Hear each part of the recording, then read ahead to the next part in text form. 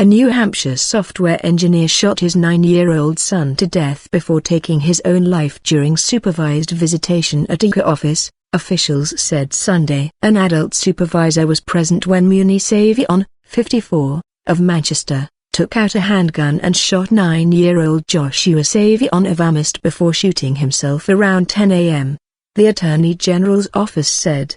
The father sent an email to a friend suggesting he was suicidal before the shootings, said Rabbi Levi Krinsky of Chabad Lubavitch in Manchester. Krinsky said Savyon had been depressed after recently returning from his brother's funeral in Israel, but he had seen him last week and had no concerns he would harm himself or someone else. What would provoke him to take his life and his son's life? I don't think anyone can figure that out, said Krinsky, who said Savyon attended synagogue occasionally. My heart goes out to the family. On Sundays, the YWCA is open for supervised child visitation and custody exchanges. Krinsky said the man and the boy's mother shared custody of the boy after parting ways years ago. The couple's marital status wasn't clear. Krinsky said the couple were divorced, but law enforcement officials said the two were separated. Law enforcement officials said the relationship had been contentious at times and Muni Savyon had previously threatened to kill himself,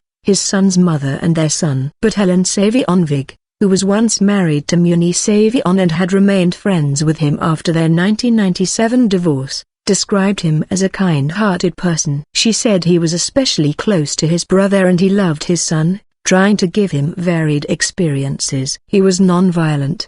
He would try to help anyone he could. He was a really nice guy, she said from her home in North Billerica, Mass. Savyon was active in libertarian causes, Vig said, and was a twice-defeated candidate for the New Hampshire legislature, most recently in February. Please keep the Savyon family in your thoughts and prayers as they cope with the unimaginable, Rep. Peter King, who easily beat Savyon in a special election for the New Hampshire House, said from his Twitter account. Born in Israel, Savyon was a naturalized citizen who lived in several western states before coming to New England, where he worked as a software engineer, Vig said. Others were inside the YWCA building when the shots were fired partway through the 1-hour visitation.